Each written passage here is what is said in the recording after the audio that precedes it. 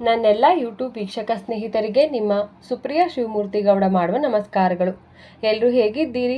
ಚೆನ್ನಾಗಿದ್ದೀರಾ ಅಂತ ಭಾವಿಸ್ತಾ ರಾಮಾಯಣನ ಪ್ರಾರಂಭಿಸೋದಕ್ಕೂ ಮುನ್ನ ಶರನ್ನವರಾತ್ರಿಯ 3ನೇ ದಿನವಾಗಿದ್ದು ಇಂದು ಚಂದ್ರಘಂಟಾ ದೇವಿಯ ಒಂದು ಅವತಾರವಾಗಿರುತ್ತೆ. ಆ ತಾಯಿಗೆ ನಾವೆಲ್ಲರೂ ನಮಿಸೋಣ. ಅವರ ಆಶೀರ್ವಾದ ನಮ್ಮ ಎಲ್ಲರ ಮೇಲೂ ಇರಲಿ ಅಂತ ಪ್ರಾರ್ಥಿಸ್ತಾ 134ನೇ ಭಾಗವನ್ನು ಪ್ರಾರಂಭಿಸೋದಕ್ಕೂ ಮುನ್ನ 133ನೇ ಭಾಗದಲ್ಲಿ ಸುಗ್ರೀವನು ಮಹಾಪಾಶ್ವ ಮಹೋದರ ಮತ್ತು ವಿರೂಪಾಕ್ಷನ ಮೇಲೆ ಯುದ್ಧ ಭೂಮಿಯಲ್ಲಿ ಸೆಣಸಾಡಿ ವಿರೂಪಾಕ್ಷ ಮತ್ತು ಮಹೋದರನ ಸಂಹಾರವನ್ನು ಮಾಡಿದ್ದಾರೆ.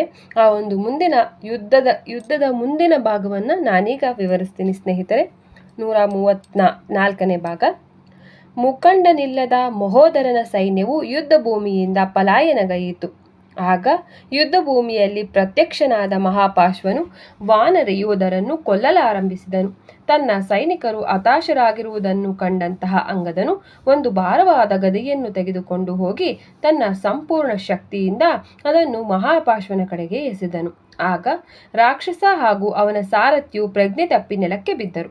ಆಗ ಒಂದು ದೊಡ್ಡ ಬಂಡೆಯನ್ನು ಎಸೆದ ಜಾಂಬವಂತನು ಮಹಾಪಾಶ್ವನ ರಥವನ್ನು ಚೂರು ಚೂರು ಮಾಡಿ ಅವನ ಕುದುರೆಗಳು ನೆಲಕ್ಕೆ ಉರುಳುವಂತೆ ಮಾಡಿದನು. ತನ್ನ ಪ್ರಜ್ಞೆಯನ್ನು ಮರಳಿ ಪಡೆದಂತಹ ರಾಕ್ಷಸ ವೀರನು ರಥವಿಲ್ಲದೆ ನೆಲದ ಮೇಲೆ ನಿಂತು ಯುದ್ಧ ಮಾಡಲು ಒತ್ತಾಯಗೊಂಡನು. ಕೂಡಲೇ ಜಾಂಬವಂತನ ಎದೆಯನ್ನು 3 ಬಾಣಗಳಿಂದ ಛೇದಿಸಿದ ಮಹಾಪಾಶ್ವನು ಅಂಗದನ ಮೇಲೆ ಅಗಣಿತ ಬಾಣಗಳನ್ನು ಹೊಡೆದು ಪ್ರತೀಕಾರ ತೀರಿಸಿಕೊಂಡನು. ಅಂಗದನು ಒಂದು ಕಬ್ಬಿಣದ ಗದೆಯನ್ನು ಎಸೆದು ಪ್ರತ್ಯುತ್ತರಿಸಿದನು. ಮಹಾಪಾಶ್ವನ ಚಿನ್ನದ ಮುಕುಟವನ್ನು ಕೆಳಗೆ ಬೀಳಿಸಿದ ಆ ಗದೆಯು ಅವನ ಧನುಷರಗಳನ್ನು ಮುರಿಯಿತು. ನಂತರ ಮುನ್ನುಗ್ಗಿದ ಅಂಗದನು ರಾಕ್ಷಸನ ತಲೆಗೆ ಬಲವಾಗಿ ಹೊಡೆದಾಗ ಇನ್ನೂ ಕೋಪಗೊಂಡಂತಹ ರಾಕ್ಷಸನು ಒಂದು ಕೊಡಲಿಯನ್ನು ತೆಗೆದುಕೊಂಡು ವಾನರ ರಾಜಕುಮಾರನ ಕಡೆಗೆ ಎಸೆದನು. ನಿಪುಣತೆಯಿಂದ ಅದರಿಂದ ತಪ್ಪಿಸಿಕೊಂಡ ಅಂಗದನು ಮಹಾಪಾಶ್ವನ ಕಡೆಗೆ ಧಾವಿಸಿ ಅವನ ಎದೆಯನ್ನು ಎಷ್ಟು ರಭಸವಾಗಿ ಜಜ್ಜಿದನೆಂದರೆ ರಾಕ್ಷಸನ ಎದೆಯು ಛಿದ್ರಗೊಂಡು ಅವನು ತಕ್ಷಣವೇ ಹತನಾದನು. ಮಹಾಪಾಶ್ವನ ಸೈನ್ಯವು ಗೊಂದಲದಿಂದ ಚೆಲ್ಲಾಪಿಲ್ಲಿಯಾದಾಗ ವಾನರರು ಮತ್ತು ದೇವತೆಗಳು ಸಂತೋಷದಿಂದ ಕೂಗಿದರು. ಆದರೆ ಕೋಪದಿಂದ ತಳಮಳಿಸಿದ ರಾವಣನು ತನ್ನ ರಥವನ್ನು ಹೇರಿ ಬಾಣಗಳ ನಿರಂತರವಾದ ಸಾಗರವನ್ನೇ ಹರಿಸುತ್ತಾ ರಾಮನ ಕಡೆಗೆ ಮುಂದುವರೆದನು. ರಾಮನು ರಾವಣನ ಬಾಣಗಳನ್ನು ತನ್ನ ಬಾಣಗಳಿಂದ ತಟಸ್ಥಗೊಳಿಸಿದಾಗ ಆ ಇಬ್ಬರು ಕಡುವೈರಿಗಳ ನಡುವೆ ಒಂದು ಘೋರವಾದ ಯುದ್ಧವು ಪ್ರಾರಂಭವಾಯಿತು. ಕೂಡಲೇ ಅವರ ಬಿಲ್ಲುಗಳಿಂದ ಹೊರಬಂದ ನಿರಂತರವಾದ ಬಾಣಗಳ ವೃಷ್ಟಿಗಳು ಆಕಾಶವನ್ನು ಆವರಿಸಿ ಎಲ್ಲೆಡೆ ಕತ್ತಲೆ ಕವಿಯುವಂತೆ ಮಾಡಿದವು. ಈ ಅದ್ಭುತವಾದ ಸ್ಪರ್ಧೆಯನ್ನು ವೀಕ್ಷಿಸಲು ಇಚ್ಛಿಸಿದಂತಹ ಇತರ ವಾನರ ಮತ್ತು ರಾಕ್ಷಸ ಸೈನಿಕರು ಯುದ್ಧ ಮಾಡುವುದನ್ನು ನಿಲ್ಲಿಸಿದರು.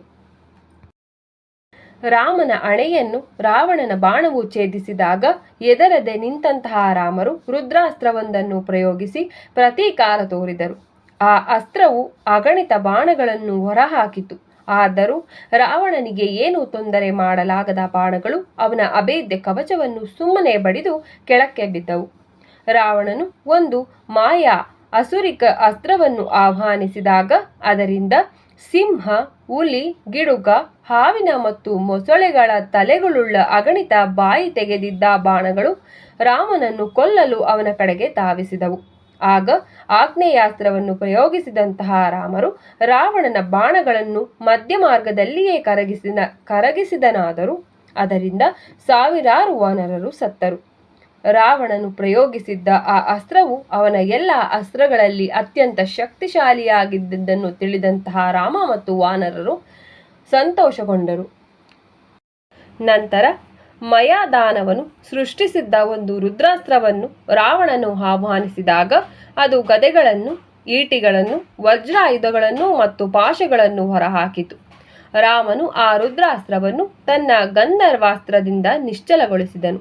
ನಂತರ ರಾವಣನು ಒಂದು ಪ್ರಕಾಶಮಾನವಾದ ಸೂರ್ಯಾಸ್ತ್ರವನ್ನು ಪ್ರಯೋಗಿಸಿದಾಗ ಅದರಿಂದ ಹೊರಬಂದ ಅತಿ ದೊಡ್ಡ ಪ್ರಕಾಶಮಾನವಾಗಿದ್ದ ಚಕ್ರಗಳು ರಾಮನ ಕಡೆಗೆ ಹಾರಿದವು. ಊಹಿಸಲಾಗದಂತಹ ಕುಶಲತೆಯಿಂದ ರಾಮರು ಆ ಎಲ್ಲ ಚಕ್ರಗಳನ್ನು ಬಾಣಗಳಿಂದ ಮುರಿಯುತ್ತಿದ್ದಾಗ ರಾವಣನು ಅವನ ಎದೆಯನ್ನು 10 ಪ್ರಬಲವಾದ ಬಾಣಗಳಿಂದ ಛೇದಿಸಿದನು. ಆದರೆ ಹಿಮ್ಮೆಟ್ಟದೆ ಉಳಿದ ರಾಮನು ರಾವಣನ ದೇಹವನ್ನು ಹಲವಾರು ಬಾಣಗಳಿಂದ ಛೇದಿಸಿ ಪ್ರತೀಕಾರ ತೋರಿದರು. ಸ್ನೇಹಿತರೆ, ರಾಮಾಯಣದ 134ನೇ ಭಾಗವನ್ನು ನಾನೆಲ್ಲಿಗೆ ಮುಕ್ತಾಯಗೊಳಿಸ್ತಾ ಇದ್ದೀನಿ. ಮುಂದಿನ ಭಾಗದಲ್ಲಿ ಭೇಟಿಯಾಗೋಣ ಅಂತ ಹೇಳ್ತಾ ನಿಮ್ಮೆಲ್ಲರಿಗೂ ನನ್ನ ನಮಸ್ಕಾರ ಮತ್ತು ಜೈ ಶ್ರೀರಾಮ್. ಹಾಗೆ ಮತ್ತೊಮ್ಮೆ ಶರನ್ನವರಾತ್ರಿಯ 3ನೇ ದಿನದ ನಿಮಗೆಲ್ಲರಿಗೂ ನನ್ನ ಶುಭಾಶಯಗಳು. ಹರ ಹರ ಮಹಾದೇವ್.